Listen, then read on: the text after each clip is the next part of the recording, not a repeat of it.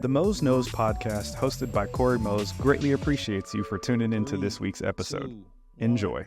Good morning. And good what is It's spooky. It's a spooky episode. It's a spooky episode. Ooh. Add it to the vibes. Good evening, beautiful people. As Dion's a big jokester today.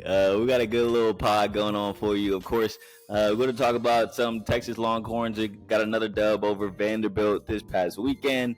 It wasn't great, but it wasn't bad either. I think you can take some positives and some negatives around it. We're also going to just get into a couple trending topics around the sports world with a little trick or treat segment. And of course, our NFL pick'em as well. See what Dion and I got on the slate for the NFL games this weekend. And Texans play Thursday night, though, so they're not a part of our pick'em this week, but I do think they do cover.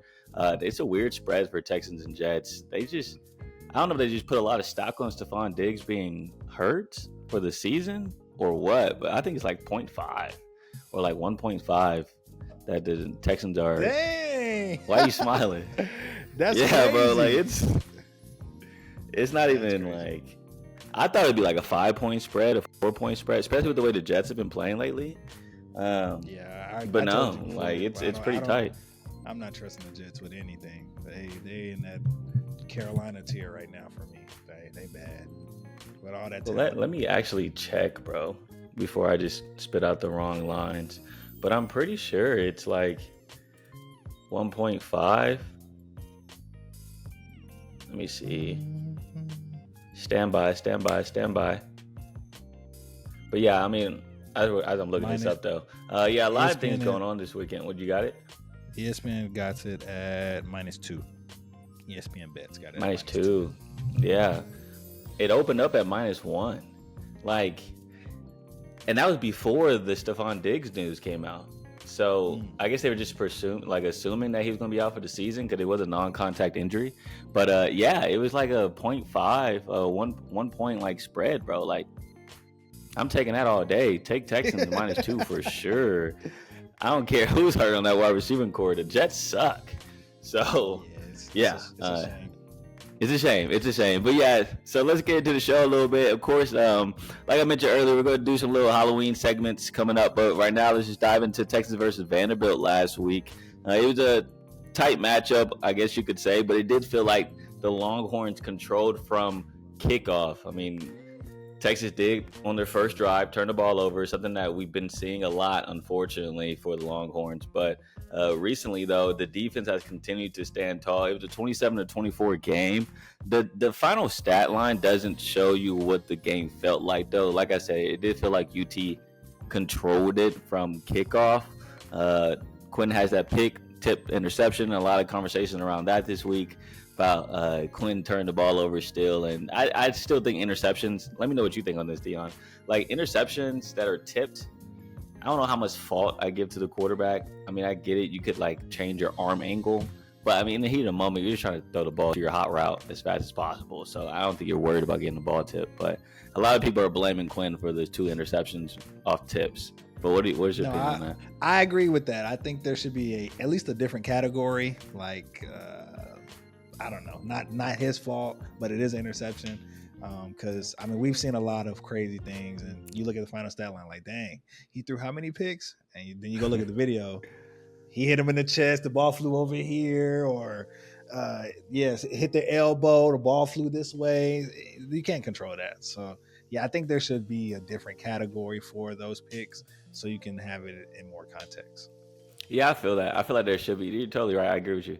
There should definitely be like a separate category for anything that's tipped or something deflected or whatever, just because you never know where the ball is going to land and what are the odds that it lands to the other team. So that sucks. But I will say the running game is still an issue, I feel like, for UT. I just didn't feel like they were dominant against a Vanderbilt front. I do think one thing is for sure, though. We have solidified that this Texas defense is elite. I mean, I think that's no more questions with that. I mean, you have a Vanderbilt team coming in that did run the ball very successfully against Alabama. And then, of course, they're arguably one of the best quarterbacks in Diego Pavia in the SEC, the way he's been playing, and Texas just shut them down. And Vanderbilt only scored 2 touchdowns And the reason why they scored it was because they were off turnovers in Texas's territory. Again, the same storyline of the offense giving the ball up in their own territory. Then, of course, the other team takes advantage, just like Georgia did the exact same thing. And, of course, Oklahoma had the chance to do that early in that game, but they didn't capitalize on the field position. So, Vanderbilt scores 2 touchdowns after turnovers. So it's not like they drove down the field on this Texas defense. And actually, at the end of the game, Kobe Black, true freshman, had a pick 6. It would look like a closeout pick 6, but instead, Diego Pavia gets roughing the passer on. I don't know how to say that right. I guess Alfred Collins. No, it wasn't Alfred Collins. Vernon Broughton. Vernon Broughton has a roughing the passer penalty on Pavia, which takes away the pick 6. And then it's like, okay, now we have a little bit of a game. But if that didn't happen, game would have been over middle of the fourth quarter. So, yeah, this Texas defense is legit. Quinn Ewers, look, whatever you like him or not, he's able to complete 17 straight passes in that game against Vanderbilt. Of course, you see the one interception early, but then after that interception, 17 straight completions. So, got to show respect to that because, I mean, it's hard. It's hard to complete a pass, especially 17 straight times. And a lot of people are just talking about how the average yards per pass that Quinn has, I guess you could say the amount of yards that the ball is in the air per pass for Quinn is less than 7. I think it's like 6.5 or maybe even 5.9 at this point. But that's the offense. You give the ball to the fast guys and let them run. I mean, it's simply the game plan. And Coach Sarkisian talked about it Monday morning. He said, look, if they want to throw the ball deep, tell the other team to stop having 2 deep safeties back there to protect the deep ball. And then they'll start throwing deep. And they had one play where the defense played up. They played man. And DeAndre Moore Jr., 34 yards, touchdown over their heads. So, I mean, it's what the offense is. And I think Texas fans have to understand that it's going to be a lot of dink and dunks, a lot of crossing routes between 5 and 10 yards. And it's just something that they're going to have to accept because at the end of the day, the defenses don't want to give up the deep ball against Texas. They know how fast these wide receivers are. And so they rather have Texas drive down the field than have explosive plays. And so if I'm a D coordinator, I'm doing the exact same thing against this Longhorn offense. But like I said, a lot of things answered, I felt like. Defense is elite. The safety position is fine. Jelani McDonald looked great in his first start. Or I guess I could say added time with Makuba being out. And the secondary continues to prove itself that they're very, very deep. Linebacking core is great. D-line is solid. It's just, man, this offense just got to stop turning the ball over in their own territory. And I think they'll be totally fine. But other than that, great showing. Bye week this week. Get healthy. Get everybody mentally strong. Then you got Florida coming in to DKR next week. And I think it should be a blowout for that one. But as for us on this pod, though, man, let's get into it like a little, I don't know, bro. It's Halloween time of year. So I just wanted to kind of spice things up. First off, are you a Halloween guy? I was talking to somebody today. I just don't like the holiday. I'm not going to lie to you. I'm not a big Halloween guy. And I'm not a costume guy. I don't do that either. So if you were to have a costume, Dion, what would you be? I think I'm trying to think of something simple because I'm not a big costume guy. I'm not a big Halloween guy either. Okay. I guess I grew out of the candy phase. But if I had to be a costume, something fire, I probably would go. Probably do something nerdy. Probably something like anime. So maybe like a Naruto or maybe something. Maybe like a Dexter. I like Dexter. Dexter is one of my favorite cartoons. So Dexter Laboratory. Dexter's Laboratory. Wow, that's a throwback. Hey, respect. Okay, actually, I went. Well, let me finish this real quick. I went to a Halloween, not party, but like get together, with some people from church, and someone was dressed up as what's her name? Trixie Tang. You remember her from Fairly Odd Parents? Trixie Tang. Yeah. Yeah. I think that's what her name was. Yeah, I was like, I didn't guess who she was at first. I was like, who are you? And you know, she put up a picture. It's like, oh, exactly, just like her from Fairly Odd Parents. So when you said Dexter's Laboratory, that brought up that memory. Wait, did I say it like that? Trixie Tang. No, that's how they say it in the show. Trixie Tang. Okay, bet. What would I be? That's a good question. I don't know. I think I'll be something sporty, like a referee or something. Maybe an umpire. Classic. Classic. Yeah, I think it'd be something like that. Or like I don't mind being in like those the inflatable type things, like the Buzz Lightyear type. I was gonna say like a banana. Oh, banana's crazy. Yeah. The banana's crazy if I put it with banana. But what about like a dinosaur? I do a dinosaur type costume as well. Yeah, I can see it. Yeah, just waddling around. Try not to fall over my feet. I can definitely see it in that. But yeah, let's jump into it. But yeah, let's do a little trick or treat segment. For this segment, just for our viewers, there could be a statement that we're going to say. You gotta trick it, as in like you don't like it, or treat that you do like it. So it's going to be one blanket statement. Di and I are either going to agree or not agree, trick or treat.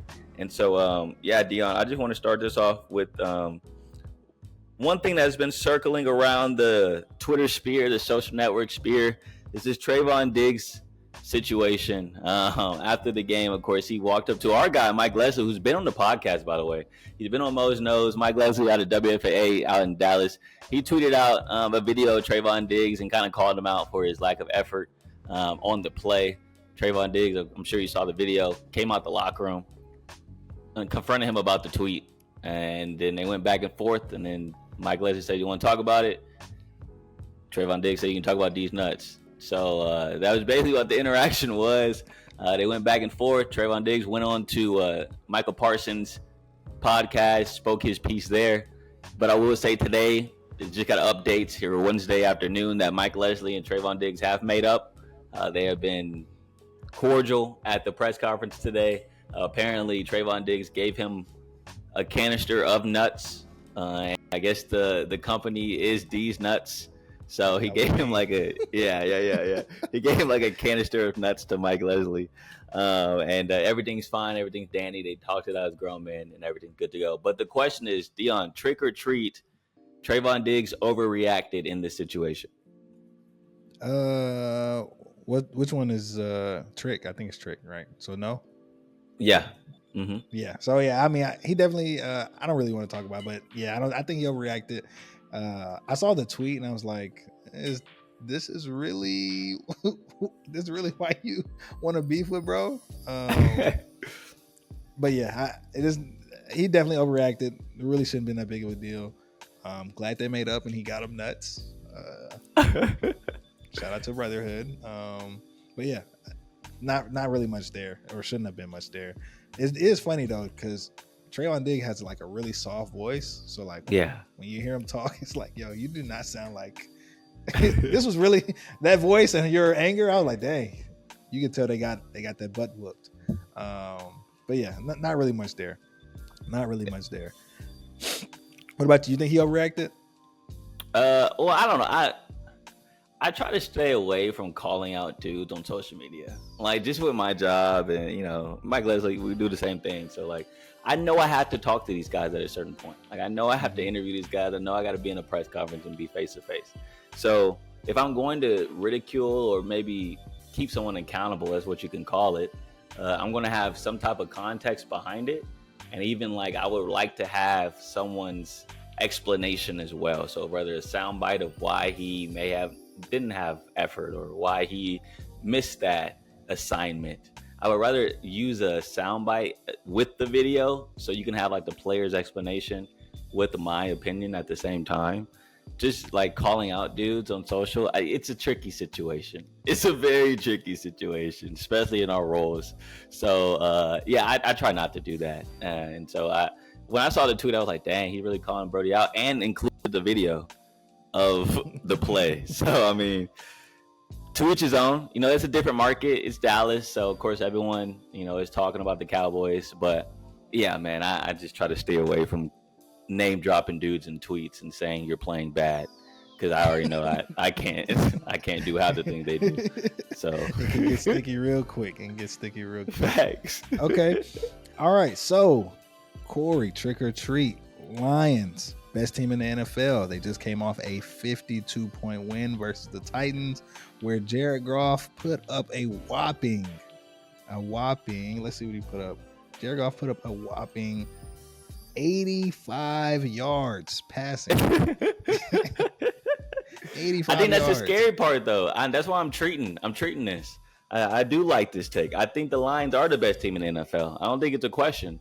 I think with the way they've been playing, and this game specifically last week, you have Jared Goff not throwing for 100 yards. I think Amon-Ra had like 2 catches on the day, but they still put up 50 points. And I think that's what's scary about this team. It's like, it's not just the defense playing well without Aiden Hutchinson, by the way.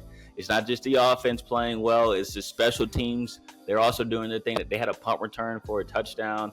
They also had David Montgomery, running back, throwing touchdowns to Laporta. I mean, I just think they're having a great, fun time in Detroit. They're having a bunch of just trick plays all over the place. And when you put up 50 points in the NFL, that should be a alarm to the rest of the league. Like, yeah, we're legit.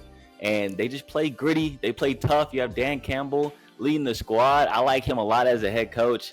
I don't know, bro. I just don't see anyone else testing them right now. You got the Chiefs, of course, they're undefeated, but when it comes for player, talent for talent, I think Detroit has more talent, and I just think they're hungry to avenge what happened last year in the NFC Championship. So yeah, I think they're the best team for sure. I'm treating that.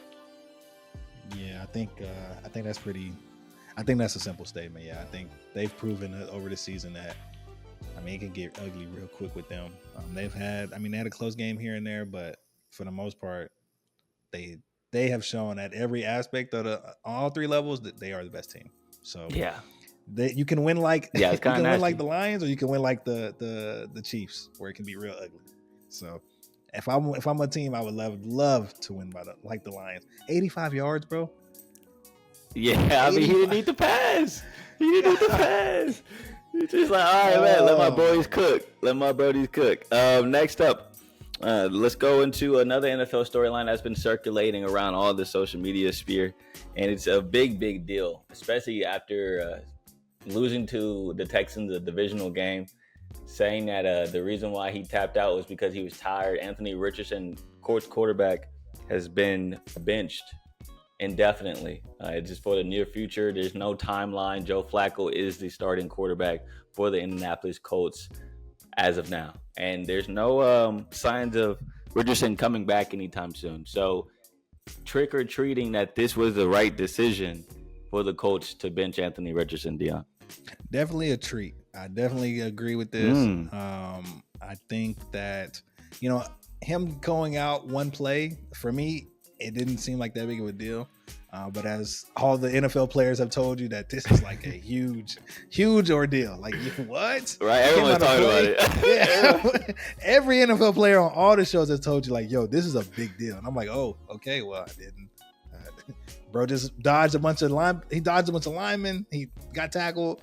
I thought, hey, let me get a quick breather. Hey, the play was crazy, though. I mean, he shrugged off a 300-pound D lineman. He did it so effortlessly. That was the crazy thing to me. It's like, man, this dude's Superman.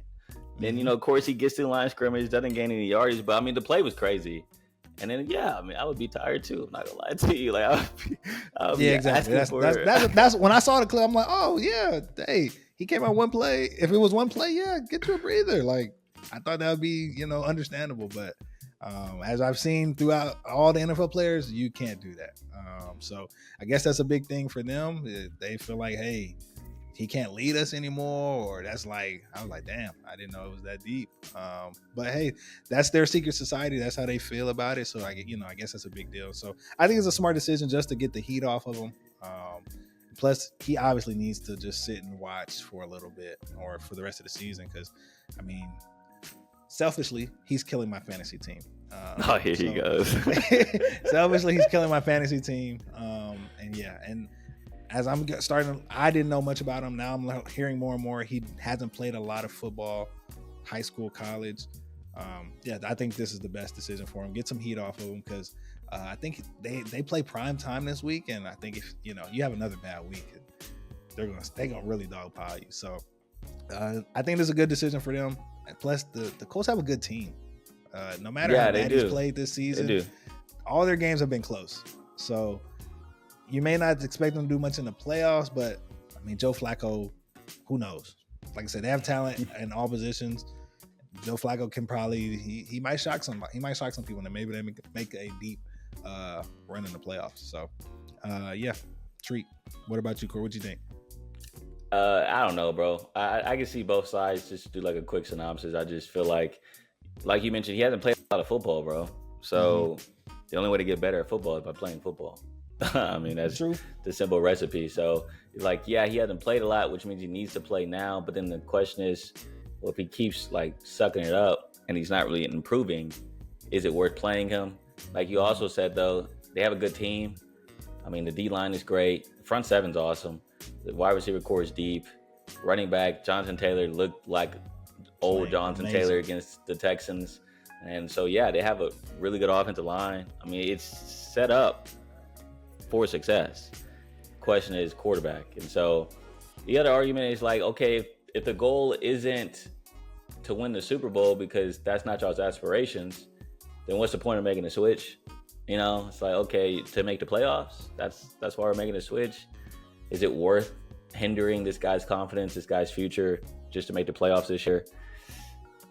Someone say yes, someone say no. You know, I see both sides. So I really don't know about the situation. I'm interested to see how this all pans out. And if they don't make the playoffs, then what? Like, was this a wasted move? And I think that's what the question will be once the season comes to an end and we see how this all shakes out. But yeah, don't know.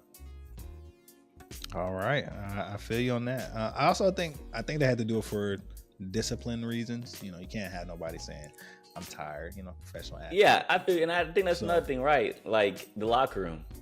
I mean, Ryan Kelly, the center, came out and said that's just not our standard. So I mean, clearly he's one of the leaders. He's one of the captains on the team. And so if he's saying that, he's speaking for the locker room. And it's like, okay, bet. The whole locker room looked at that statement that Anthony Richardson said and it's just like, bro, what? You're tired? You know? And so how can you look guys, and some of the NFL players were saying, it's like, how can you look guys in the face and say like, hey, bro, I need this drive. We got to go 75 yards, less than 2 minutes. I need everything out of you this drive after you just took a playoff 2 drives before. You know, it's kind of hard. It's kind of hard to have that type of leadership when you're not leading by example. So, yeah, I see both sides. And so it's just tough. It's tough because I want AR to be successful. I really do.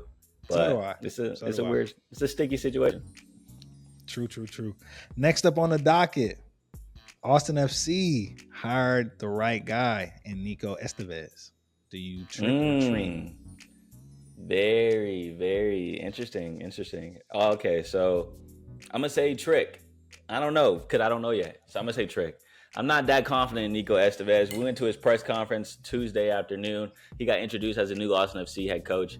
And there's just a couple things before the press conference I didn't really like. And then after the press conference, I didn't like either. So before, of course, like his record isn't great. He kind of has a similar record to Josh Wolf. I mean, at the end of the day. He also comes from the same tree that Josh Wolf comes from. So a lot of people wanted Josh Wolf gone, and you basically hired arguably another Josh Wolf. Like so it's kind of like, all right, bet. Let me get to meet the guy. You know, let me get to know him. Let me get to hear his tactics, his vision for the club. So then, of course, the press conference comes around on Tuesday. And, you know, I was there, asked a couple questions. But one thing stood out to me, and it was when we asked about why Nico Estevez was the guy for this club, one of the things that sporting director Rodolfo Burrell, he mentioned, one, Estevez, he comes from FC Dallas, so he knows the Texas heat. He understands it, and that's something Estevez says too that attracted him to this job. Is like, hey, look, I know how to train in this Texas heat. I know what the heat kind of does to the players. Another thing that Rodo said was that like he speaks Spanish. So that's also a plus just to get the culture of the team and be able to connect with the players on the roster. But like, it wasn't like tactics. Like it wasn't like a scheme. It wasn't like, oh, this guy has like a plan for this roster.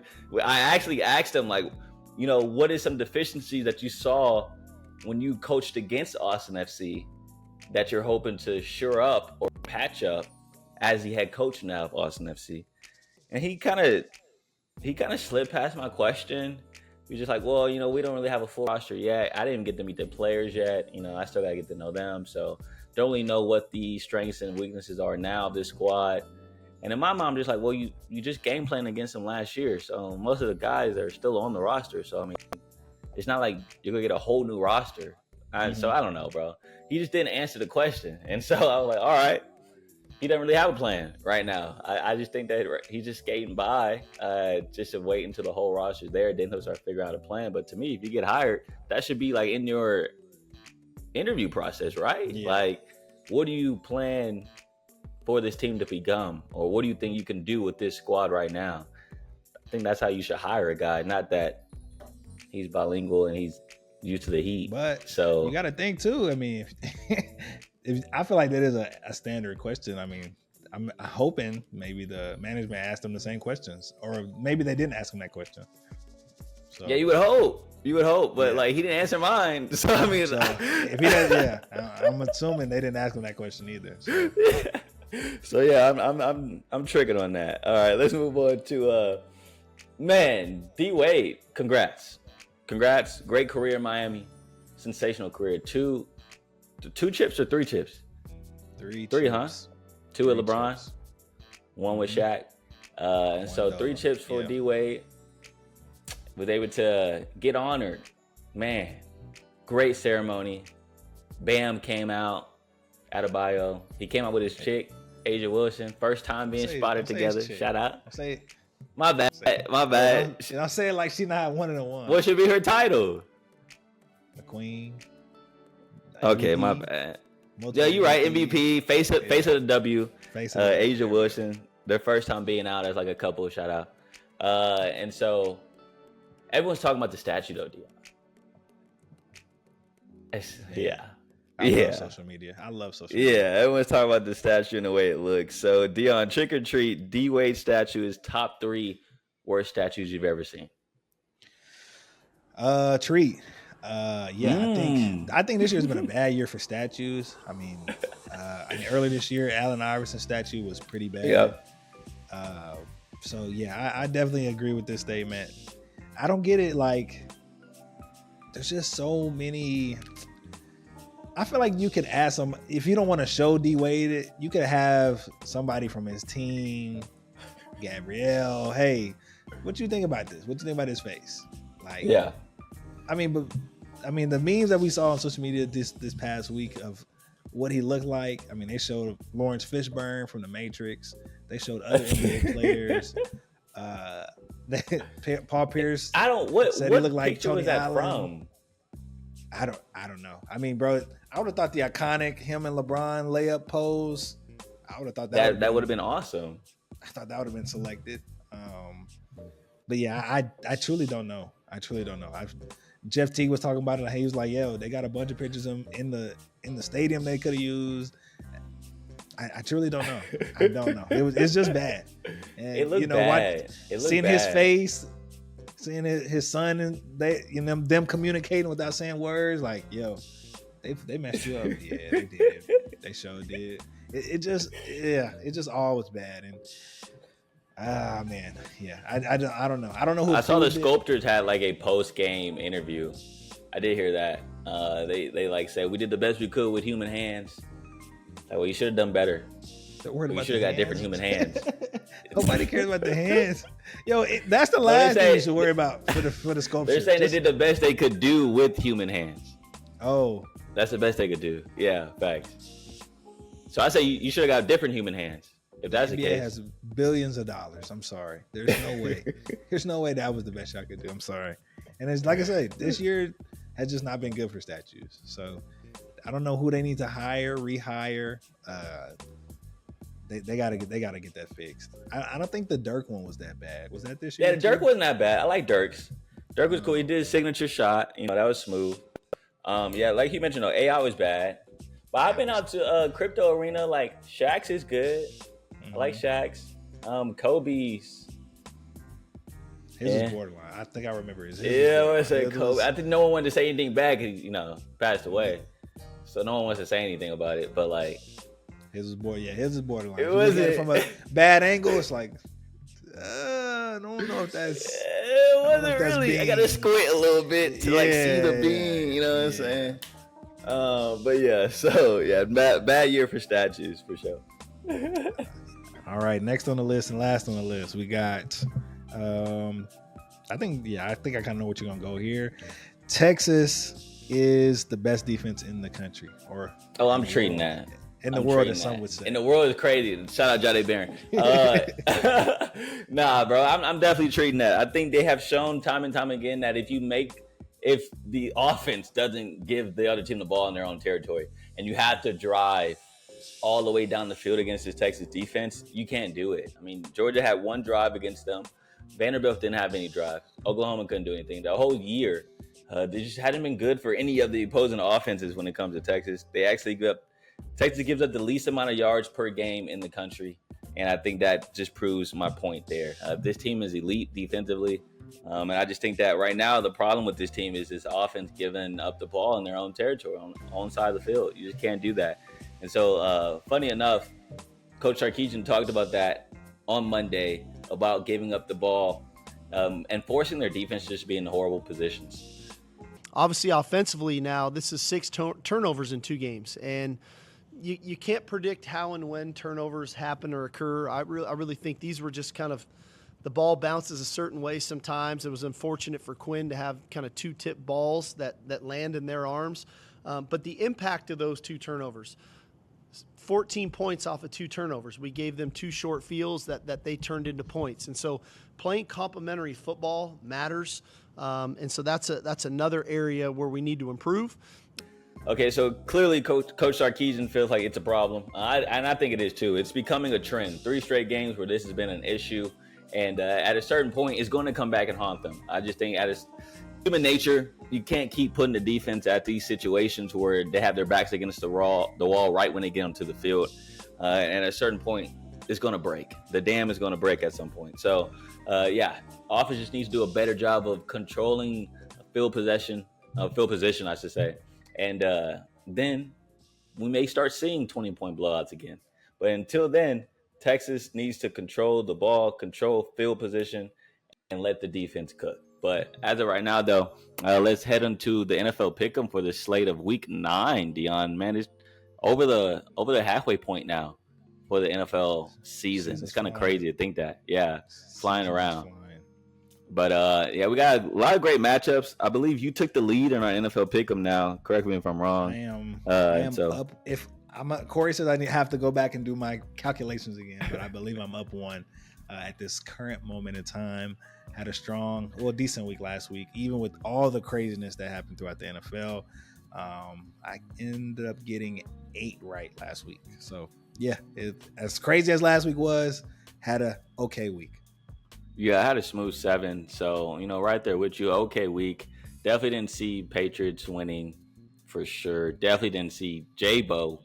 Oh my goodness. Shout out Jameis Winston getting the dub over Baltimore. I think they were 9.5-point underdogs. I think Winston and the boys. Winston. Yeah. Yeah, I think they're 9.5-point dogs. Very embarrassing loss for the Ravens. I just would have never. You heard James though? Yeah. Post game shout out white boy from Detroit. It feel like he'd be studying something every time he'd be ready to talk to the mic. Cause is this really you? Is this really what you be saying? Like, for real? That it just can't be the same guy that stole crab legs. Like, that's the crazy thing to me. I don't see him as a guy that's gonna walk into a store and steal crab legs. But maybe that's just, turning a life around. Turn a life around, especially when you come to faith. But I don't have any faith in this team, but I do have faith that they'll cover the spread this weekend, I should say. Dallas Cowboys versus the Chiefs. Cowboys are 2.5. Whoa, Dallas. No, not Chiefs versus the Falcons. I don't know why I wrote down Chiefs. Oh man, because when I said 2.5 Chiefs, I'm like, that doesn't make sense. Yeah, Dallas 2.5. Dallas 2.5-point underdogs to the Atlanta Falcons at Atlanta. Dion, does Dallas bounce back? No, finally. Sir. Okay. No, sir. I think Bijan is starting to come to life. They finally just figuring out, hey, we need to give this guy the ball. And we know there's one thing Dallas can't do. Is they can't stop that run. So I think for sure Atlanta covers. I mean, it's only 2.5, but I think they beat them by more than 3 for sure. What about you? Okay, say less. I'm going out on a whim here. I'm taking Cowboys plus 2.5. Not gonna lie to you. There's no reason other than like it just feels like that time that they get a win. You know, everyone's dogging them. I feel like they hit rock bottom last week. You know, losing to the 49ers, and it wasn't really close. If you watch the game, they had some garbage time touchdowns, left CeeDee Lamb wide open. It felt like there's a game, but it wasn't really a game at the end of it. Trayvon Diggs goes on his whole debacle, and so it just felt like they hit rock bottom. And I just feel like now it's like, okay, they're gonna get a dub, and they're not playing in prime time. I can't wait for them to. I can't wait for you to see them get even lower. They're not there yet. It's not bad yet. I think they still got some more room to go lower. I think. Oh man. I think whenever they play the Giants again, if they lose to the Giants, I think that's as low as it can get. Okay, I don't know. Falcons are top of the division, the NFC South. It just also seemed like a time for the Falcons to falcon. You know, I also feel like it reached that point. Like they're confidently in the top of the division. Tampa Bay is down right now with all their injuries. Saints are garbage right now with all their injuries. And then, of course, the Panthers. We all know what's going on over there in Carolina. Actually, we don't know what's going on in Carolina. It's a crapshoot over there. I don't think Carolina knows what's going on in Carolina. Yeah, facts. So, I mean, I just feel like right now it's a perfect time for the Falcons to falcon. It's like it's their division to lose, and it just seems like they're going to start losing. So, yeah, Dallas plus 2.5. I'm taking it. Next up. Broncos 9.5-point underdogs to the Ravens, who are coming off a loss to Cleveland. So, do you like this spread, Dion? Who are you taking? I'm gonna go with Denver to cover. Denver has a good defense, and I just got a feeling. Yeah, I think they'll keep it close. I do think the Ravens will win, but I do think the Denver will cover. 9.5 is kind of large. Yeah, I feel you on that one. It's a kind of a big spread for a defense that's really, really good. And so, yeah, I think Denver covers as well at plus 9.5. I'm just worried about Bo Nix. Can he move the ball against Baltimore? But heck, man, Jameis did it with a bunch of nobodies playing receiver. Yeah. No offense. But, you know, if Jameis could do it. I don't think the Ravens defense is as scary as it was last year. So I think Bo Nix will have a decent day. Not like I said, nothing crazy. I don't think he's going to throw for 400 yards, but I think he'll have a decent day. Next up, Miami plus 6.5 versus Buffalo. Who you got? No faith. Give me Josh, man. Give me Josh. Okay. They're at the crib. I don't know. I just think the Dolphins. I think their morale is low. You know, another year of quarterback getting hurt. I know he came back, couldn't get a win with the. Hey, Chain dyed his hair. Did you see that? Nah, I didn't. He dyed his hair. Yeah, Tua dyed his hair blonde. He went back to his Alabama days. You know, he used to have that blonde hair at the top, so he went back to his Alabama days. Got a little dyed hair at the press conference. Yeah, full light skin. Oh no.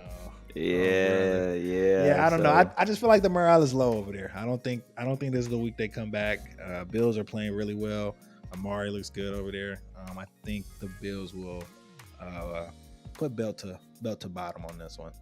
Wow, belt to bottom. I got Dolphins covering that 6.5. I think it'll be close. I don't think Dolphins win.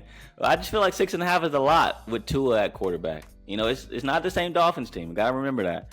Tua is playing quarterback. So I think divisional game, Dolphins have to have it for the division. And, you know, it just seems like these games are somewhat close most of the time. And so, yeah, I'm taking Dolphins 6.5. When they played them last year, didn't they get blown out? Didn't the Dolphins beat them last year? The Bills? No, I don't think so. Because didn't they play in the snow? I think that's when Tua was playing bad. No, Tua got hurt last year. Tua got hurt in that game. In the playoffs? No, they played the Chiefs in the playoffs. Oh, okay. I'm tripping. Yeah, they played the Chiefs in the snow. Yeah, okay. They were shaking in their boots. Yeah, anyways. New Orleans, 6.5. Carolina. Yeah, give me New Orleans. I don't think Bryce could figure it out. Yeah, give me New Orleans. Who you got? I got New Orleans as well. I'm not betting Carolina. I mean, it's as simple as that. Like, I don't care what the spread is, bro. I'm taking Saints. Spencer Rattler. I get it, but I don't care, bro. I'm not taking Carolina. I'm not putting money on Carolina. I'm not doing that. So, Yeah, Okay. and I trust the Saints defense. I trust the Saints defense. They can shut them up. Maybe they do a pick six, fumble recover for a touchdown, just something like that. I don't know. I just don't trust Carolina's offense. So yeah, I'm taking Saints -6.5 there. Cincinnati -7.5 versus the Raiders. Who are you taking? Oh man, 7.5 is a lot. It is. I'm gonna go with the Raiders to cover. I do think the Bengals will win, but I do think the Raiders will cover this 7.5. These are some big spreads. Jeez. Big spreads. Yeah, I mean, it's that point of the year where like I feel like the books are starting to figure out who these teams are, and it's not really a question of who's garbage and who's not. And I think everyone knows like Raiders are garbage, Saints garbage, Panthers garbage. So these spreads are getting bigger and bigger. But I'm still taking Bengals though, -7.5. I don't know. The Raiders look bad. And even in their Super Bowl against the Chiefs, they still only put up 14 points. So, yeah, I'm taking Bengals. I think Jamar Chase, T. Higgins, they get stuff figured out over there. And I think they won last week, too. So, yeah, I'm taking Bengals. Taking the Bengals? I'm taking Bengals, bro, -7.5. That surprised me. That surprised me. Say less.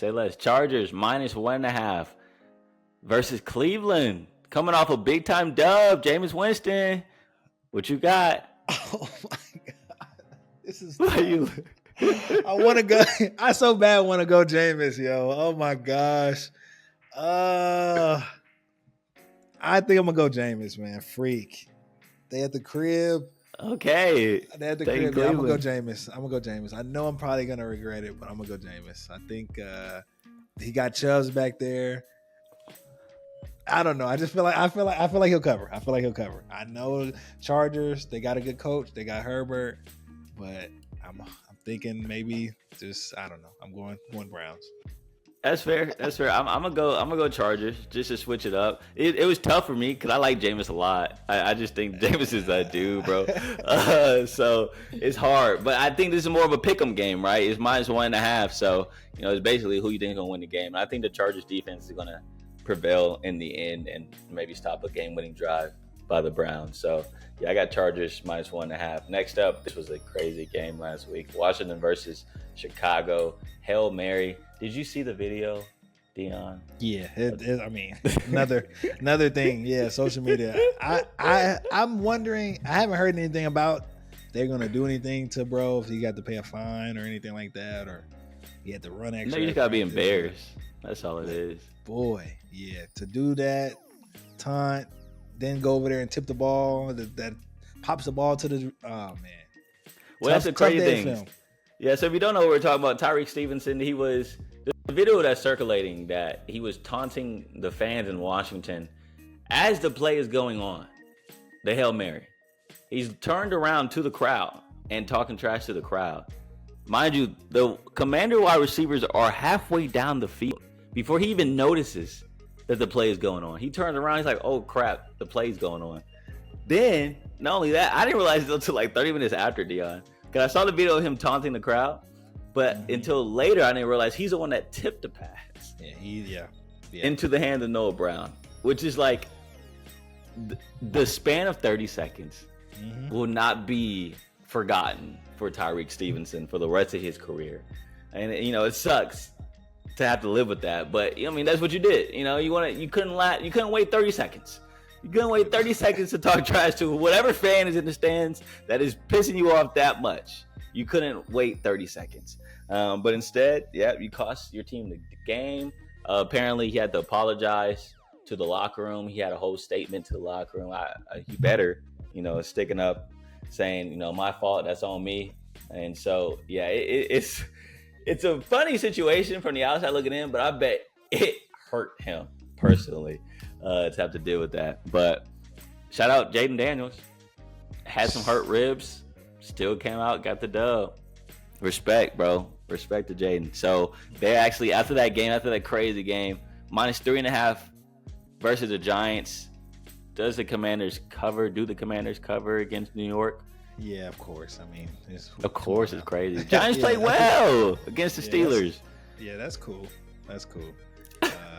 Shout out, Jaden Daniels. I mean, they're gonna score too many points, and Yeah, Daniel Jones. No, I'm never gonna have faith in him. I'm not gonna look back next week and say, yeah, I picked Daniel Jones over Jaden Daniels. No, sir. That's fair. I give you that.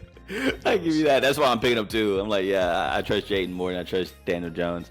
But hey, Danny Dimes, man, he's not having that bad of a year. I was expecting him to be trash this year. I'm not gonna lie to you, but he's proven me wrong. He can make plays. He just can't win games. And I think at the end of the day, when you're paying a dude $72 million, you got to be able to make plays and win games. So one guy who's been making plays, actually, no, he's hurt. Drake May. This is gonna be a weird. I'm interested to see who you pick for this one. Yeah, Patriots 3.5-point underdogs to the Tennessee Titans, who I think still have Mason Rudolph as their starting quarterback. So nasty game. Nasty game. Patriots versus Titans. Who you got? Let me see. Disgusting. This is. I mean, who's? Golly, bro. This is okay, I'm gonna go Patriots. Yeah, I just saw what Mason Rudolph did last week. So, damn, bro, got a concussion. Yeah. I'm gonna go Patriots. I don't like neither one of the teams, so if I'm gonna have to, if I'm a better, I'm gonna just have to go with the underdog. Hopefully, hopefully I can make some money off this game. But don't like neither one of these teams. After Tennessee just got blown out, New England, they don't. I mean, they beat the Jets, so I mean that's that. I mean, what does that say now? I mean, they're not the worst. They're not the worst. I guess that's what that means. They're not the worst. But yeah, I'm going New England. Who you got? Yeah, I'm going New England too. I don't know, bro. Jacoby Brissett, I just trust him more than I trust Mason Rudolph. And this is a nasty game. I was just ready to click something and move on. So let's move on to the next game. Arizona versus Chicago. This is basically a pick'em, 0.5 spread. Now the Cardinals are favorites, just by 0.5 point. But Chicago is coming off a pretty decent showing against Washington. And Caleb Williams didn't look great, if we're being honest. After coming off a bye, after having a great game before the bye, the Bears' offense just didn't look phenomenal or even just decent. They had a nice little runs here and there, but that passing game struggled a lot. So, mind you, on the flip side, Kyler and Marvin Harrison seem to be figuring things out, which is a scary, scary combo if they can figure things out. That's why I'm taking the Cardinals 0.5. Dion, are you taking your boy Caleb? No, I gave up on him, bro. I gave up on him. He's on my. I'm not betting on the Bears no more this year. No, they can't be on a no bet list. They're not that bad. For me, for personal reasons, fantasy wise, he just disappoints me. So I'm never picking them. He's just really pissed me off this whole year. He's killing DJ Moore. I mean, he just looks abysmal out there, bro. One good game, I just can't keep doing it. So yeah, I'm going Arizona. I'm thinking that they're at the crib too, so I think him and Kyler figure it out. Marvin Harrison gonna look like a stud. Give me Arizona. That's fair. And you brought up fantasy, which then brought flashbacks to Sunday because Philadelphia, man. I went against Jalen Hurts in 2 leagues last week. I hate this. Yeah. Bro. And what pisses me off the most, be a running back I had Saquon Barkley, and Barkley takes him to the 1 yard line, and they do this freaking tush push. Like, at least reward Barkley for bringing you to that point, and don't force him to push Jalen Hurts in the back to score a touchdown. Jalen Hurts had 4 tutties last week. They may be figuring it out over there in Philly, man. They're 7.5-point favorites versus Jacksonville, who, by the way, they're depleted in their wide receiving core. Brian Thomas Jr. is out for a couple weeks. Christian Kirk is out. I think all they have now is probably Gabe Davis and Evan Ingram as a tight end as big-time weapons. So, yeah, who you got? Philly, 7.5 points over Jacksonville. They might not even have Gabe Davis. He had a limited practice today. Brother. Give me Philly. Give me Philly. Yeah, give me Philly. He don't got nobody to throw to. I think ETN is out too. Oh my gosh. Yeah, that Bigsby's their guy right now. Bigsby's a really good back, but yeah, he don't got much to go to. You know, Brian Thomas is his favorite. He don't got his backup. So, yeah, give me Philly. I think this will be a pretty dominant win. I think Saquon goes crazy. But, again, who knows who's going to score the touchdowns when you got Jalen Hurts and he don't want to throw the ball to nobody. So he a running back, bro. Let me chill out. No, he's not. Shout out to the black quarterbacks out there. He killing my fantasy team. A.J. Brown, come on, bro. This is. Hey, I mean, heck, bro. I got Barkley. Like I said, bro, he killing me too, bro. He killing everybody else other than himself. Anyways, yeah, I got Philly too, -7.5. So let's move on to who I think is the best team in the league right now. Detroit. They're 3.5-point favorites against the Green Bay Packers, who, by the way, I don't think Jordan Love is playing, so it'll be Malik Willis starting for the Packers. Still 3.5 points, though. And mind you, Green Bay was 2-0 with Malik Willis as their starting quarterback earlier in the year. So Matt LaFleur, he has the offense for Malik Willis. He knows what Willis is good at. And it'll be interesting to see if he's able to be successful against the Lions, who have been just terrorizing people around the league. I got Lions winning this, though, by more than 3.5. Dion, do you agree? Yeah, I got Lions. I am reading a report here now saying that it is a realistic chance of Jordan Love playing. Okay. I mean, but still a strained groin. I don't think he'll be fully healed. That's a tough injury, bro. Yeah, I don't think that's, especially he's a mobile guy, so I don't think that's gonna help him much against this Lions team. So yeah, I got Detroit. Do love this line at 3.5. This is a good money maker for sure. Yeah. So give me Detroit. Give me Detroit for sure. Got you. All right, let's speed through these last three. Los Angeles Rams, basically a pick-em game as well against the Seattle Seahawks. 0.5 point favorites the LA Rams are versus Seattle and Geno. Don't know if DK's healthy yet. I don't think he is. I think he's out another week. So, Dion, I got the Rams winning this game. Do you have the same? Yeah, I got the Rams. I've realized that you can't bet against McVay and Stafford. Yeah. Even though Seattle had a bad showing last week, 20-point butt whooping. Give me the Rams. The Rams it's a safe pick for me to pick the Rams. If I was on the edge, I'd probably pick Seattle because I do like Kenneth Walker over there, but give me the Rams. All right, next up, Indianapolis versus Minnesota. New quarterback in town for the Colts. Joe Flacco is a starting QB versus a Viking squad who has been struggling the last couple of weeks, but still the Vikings have a 5.5 point favorite or edge, you could say, over the Colts right now, according to the books. So, do the Colts cover 5.5? Do they not? Dion, what do you think? Yeah, give me the Colts to cover. I mean, you like Flacco pretty much. Well, I'm going from the standpoint of all their games have been close. So okay, just off of history of this year, a lot of their games have been close. Pretty much all. I want to say mostly field goal games or close to field goal games. So yeah, I do think Minnesota will win, but I got to be in a close game. So yeah, give me Indy. Yeah, give me Indy as well. Joe Flacco's under center. I like him being under center. I think he makes his team better. And the Vikings haven't been looking great. And so, simple as that. I will go. And I don't know if I saw this report or if it's true or not, but I think they traded Jordan Addison. But I may have gotten duped on one of those, like Nah. Nah. Yeah, I may have gotten duped. If you got duped by NFL Centel. Yeah, I think so. Daniel Judgeport. Yeah, he's not a real reporter. No, he's a writer. Yeah, he's a writer for The Athletic. Never mind. Well, I don't. He said they're close to acquiring. Yeah, he's saying the Patriots are trading for Jordan Addison. But when I saw that, I was like, why would the Patriots trade for a receiver?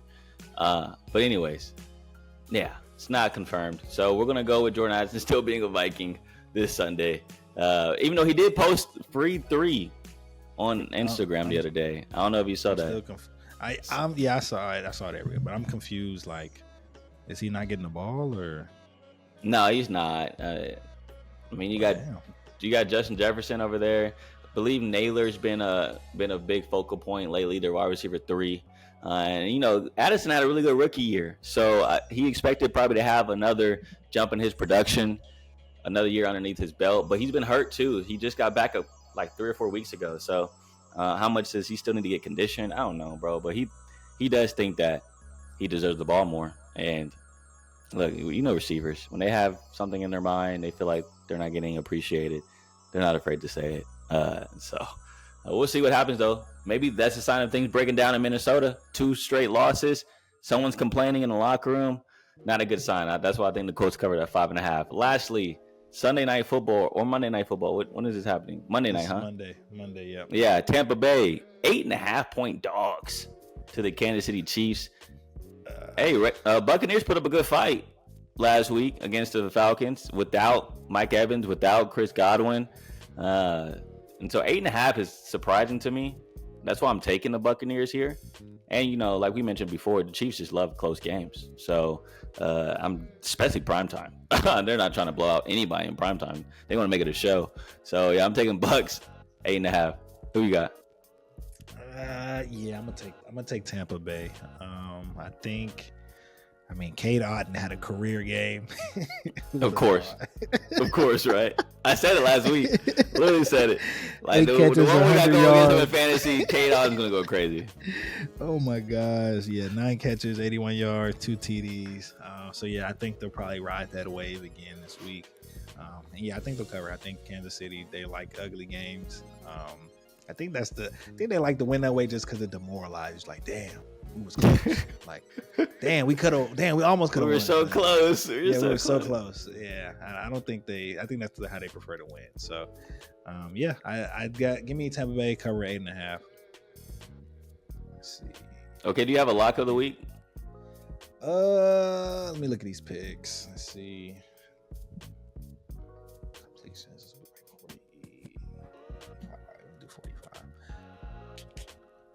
Let's see. Lock of the week. Lock of the week. Atlanta, Dallas. Wow, that's the cover. Atlanta to get that 2.5. You're hilarious, bro. Oh my god. Say less. Respect. My lock of the week. I'm gonna go Detroit. I think them going against a backup quarterback potentially, and Malik Willis. We don't know if he's gonna start or not. But even if Jordan Love plays, I just feel like the Lions are playing phenomenally right now, and they're rolling. Packers have had some close games. They needed game-winning kicks by Brandon McManus to win these games. So 3.5 points. I like the Lions. I really do. Everyone's healthy. Everyone's rolling for that team, and they don't need Jared Goff to pass for even 100 yards to win by 40 points. So, yeah, this team's scary. So I'm taking the Lions for sure in a divisional matchup for my lock of the week. And so let's move into final thoughts. Dion, before we wrap things up, what you got? Final thoughts. It's the holidays coming up.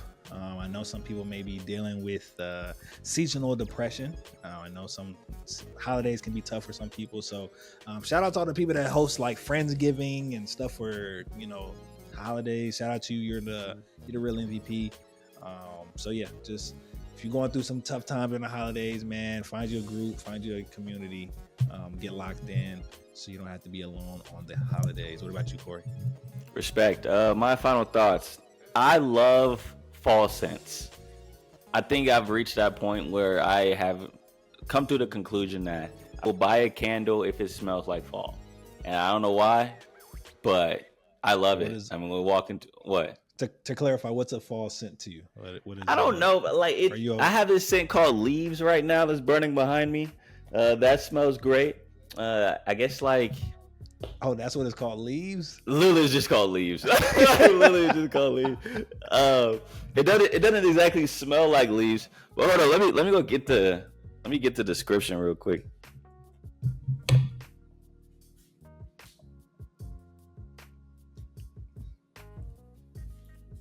All right. It says golden nectar, red apple.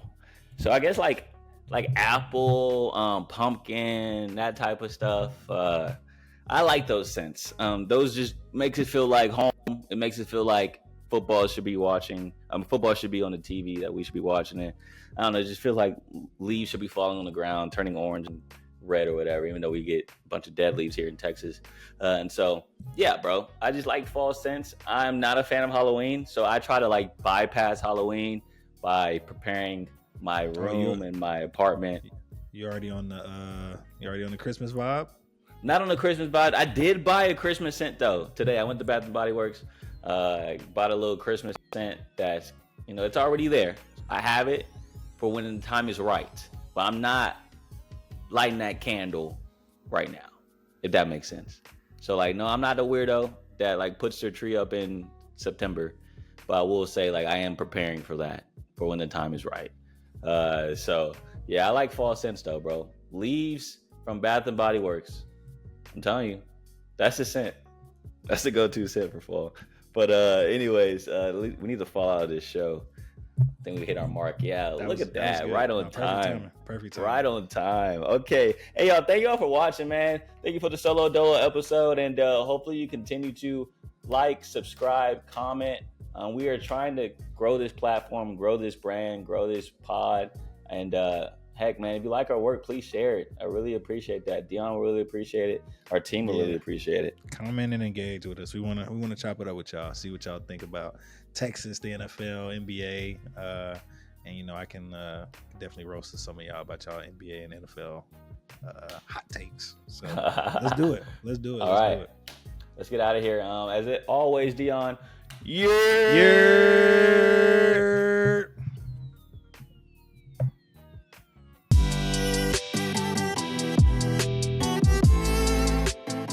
We hope you enjoyed that episode. Stay up to date with Mose Knows by subscribing to Corey Mose on YouTube or simply searching Mose Knows on Spotify or Apple Music. Thanks for listening and have a great week.